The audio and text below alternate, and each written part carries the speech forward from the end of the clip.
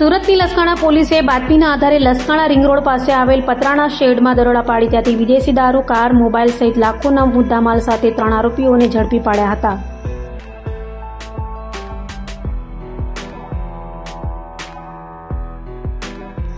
Surat police હાલ શહેરમાંથી દારૂ અને જુગારની બદીને દૂર કરવા મેદાને છે. ત્યારે સુરતની સરથાણા પોલીસે પેટ્રોલિંગ દરમિયાન બાતમીના આધારે લસકાણા રિંગ રોડ નજીક આવેલા પતરાણા શેડ પર દરોડા પાડ્યા હતા. દરોડા દરમિયાન સ્થળ પરથી ભારતીય બનાવટના વિદેશી દારૂનો મોટો જથ્થો મળી આવતા પોલીસે સ્થળ પરથી ભીખુ નાથુ પટેલ, રાકેશ શ્રવણ બિશ્નોઈ અને રામનિવાસ કનારામ બિશ્નોઈની ધરપકડ કરી 3.42 લાખથી વધુનો દારૂનો જથ્થો, કાર અને મોબાઈલ સહિત 16,42,000થી વધુની મત્તા કબજે કરી ત્રણેય વિરુદ્ધ કાયદેસરની કાર્યવાહી હાથ ધરી હતી.